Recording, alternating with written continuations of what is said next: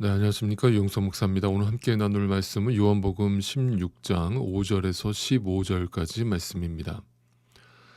15장 말미부터 지금 16장 그 서론까지 예수님은 제자들에게 너희가 이 세상에서 나 때문에 핍박과 고난을 받을 것이라고 말씀을 하셨습니다. 그리고 오늘 본문 5절부터 15절까지의 말씀을 통해서 예수님이 부활하시고 승천하신 후에 이 땅에 오실 성령 하나님께서 너희와 함께 어떤 사역을 하실 것인가에 대해서 설명을 하고 계십니다. 그 오실 성령님의 사역의 핵심은 8절 말씀부터 설명되고 있습니다. 8절을 보시죠. 그가 오시면 죄와 의와 심판에 대하여 세상의 잘못을 깨우치실 것이다. 자, 이 구절은 아주 중요한 구절 중에 하나인데요. 성령님이 우리 안에 오시면 어떤 일들을 하시는가에 대한 예수님의 증언이기 때문입니다. 즉, 성령이 오셔서 하시는 일은 어떤 신비적인 역사를 일으키시는 게 아니라 죄와 의와 심판에 대하여서 이 세상의 잘못을 깨우치신다는 것입니다. 자, 여기서 세 번역이 깨우치신다라고 번역을 했는데요. 이것을 다른 말로 옮긴다면 책망하신다 또는 폭로하신다, 들춰내신다라는 의미가 있습니다.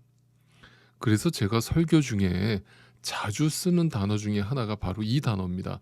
폭로하신다는 거예요. 누가요? 네, 성령 하나님이요. 뭘요? 우리의 죄악됨과 의와 최후 심판에 대해서요. 자, 그렇다면 좀 구체적으로 살펴보겠습니다. 여기서 말하는 그렇다면 죄를 폭로하신다는 것은 무슨 뜻일까요? 단지 우리의 윤리 도덕적인 숨겨진 죄를 폭로하신다는 뜻일까요? 단지 그런 윤리 도덕적인 의미에서 성경이 죄를 말하고 있지 않다라는 것은 제가 여러 번 말씀드려서 이미 잘 알고 계시리라 생각합니다. 자, 9절부터 보시죠. 죄에 대하여 깨우친다라고 하는 것은 세상 사람들이 나를 믿지 않기 때문이다. 자, 아주 명확하게 설명하셨습니다. 성경이 말하는 죄는 예수님을 믿지 않는 것입니다. 윤리 도덕적인 죄가 아니라는 것이죠. 그런데 우리는, 아니 이 세상은 결코 예수를 믿지 않는 것이 죄라고 생각하지 않는다는 데 문제가 있죠. 왜냐하면 세상은요, 이러한 하나님의 폭로와 고발을 전혀 알지도 못하고 깨닫지도 못하기 때문이에요. 자, 그러한 하나님의 폭로를 알아들을 수 있는 사람은요, 오직 하나님의 선택을 받은 믿는 자들 뿐이기 때문입니다. 그래서 우리에게 믿음이 주어지고 성령 하나님이 우리 안에 들어오시면 예수님께서 이 땅에 오신 목적이 결코 이 세상에 화평을 주려고 온 것이 아니라 검을 주려고 오셨다라는 그 말씀의 의미를 알게 되는 것입니다. 자, 그 검이라고 하는 것은 쉽게 말해서 의사가 메스를 드는 것을 상상하시면 된다고 했습니다. 암 환자에게 그냥 사랑한다라가 그 답이 아닌 것이죠. 메스를 들어서 그의 암덩어리를 끄집어내는 것이 사랑인 것입니다. 그게 은혜인 것입니다. 그런데 이 세상은 착각하는 것이죠. 그냥 하나님을 믿지 않는데, 예수를 믿지 않는데 그냥 품어주고 도와주고 사랑해주면 그것이 하나님의 사랑이고 그것이 기독교의 사랑인 줄 착각하는 것입니다. 그의 영혼이 병들어 죽어가는데 아무리 그의 육신을 채워줘 봐야, 구제를 해봐야 그것은 근본적으로 그의 영혼을 위한 것이 아닌 것이죠. 그걸 침묵하고 그의 인격을 존중해 준답시고 그것을 그냥 덮어주는 것이 과연 성경이 말하는 사랑일까요? 그렇지 않다는 것입니다. 자, 두 번째로 성령님은 이 세상에 오셔서 의에 대하여 세상을 깨우치십니다. 자, 10절입니다.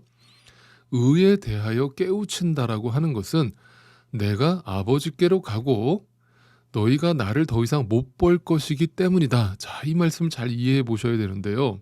자, 먼저 의라고 하는 단어, righteousness라고 하는 단어는요, 성경에서 죄와 반대되는 개념이죠.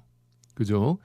그러니까 인간은 무지함과 자기 확대 속에서, 자기 강화 속에서 복음을 품고 이 세상에 오신 그 예수를 십자가에 죽여버렸습니다. 그죠? 그래서 그 자체만 놓고 보면 선이신 하나님이 패하고 악인 사탄이 승리한 것처럼 보입니다. 그러나 하나님이 그 예수를 죽음 가운데 내버려 두지 않으시고 그 예수를 다시 살려내심으로, 부활하게 하심으로 아버지께로 돌아오게 하셨습니다. 승천하게 하신 거예요. 그래서 예수님이 아버지께로 돌아가셨다라고 하는 것은 하나님이 예수 그리스도의 죽음을 의로 여기시고 옳음으로 인정하시고 너희 그 예수를 죽인 그 세상이 틀렸음을 심판하신 것입니다. 그래서 바로 그 의가 예수 그리스도인 것입니다.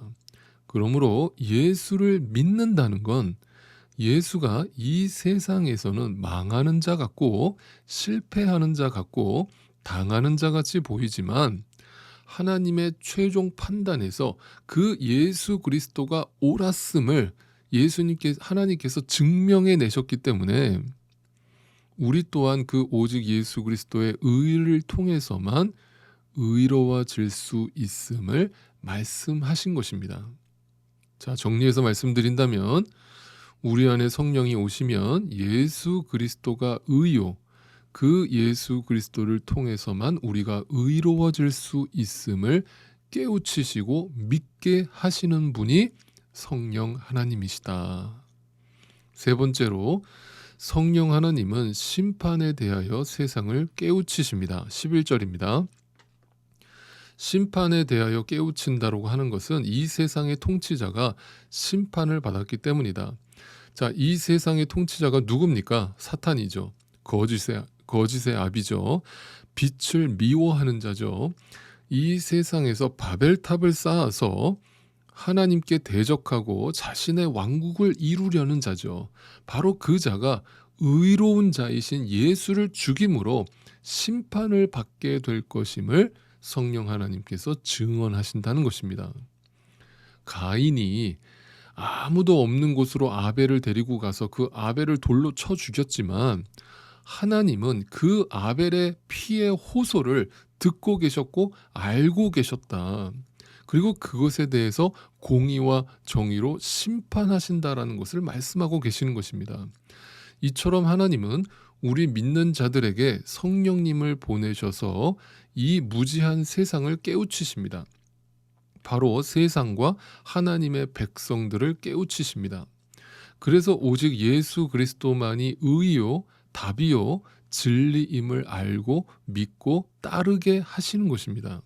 그러니까 그 성령을 받은 자는, 구원받은 자는, 은혜를 입은 자는 날마다 자기를 부인하고 자기를 죽이고 희생하는 길로 가게 되어 있는 겁니다. 여러분은 성령에 의해서 오늘도 책망과 깨우침을 듣고 계십니까? 성령님은 오늘도 우리의 죄를 폭로하십니다. 깨우치십니다.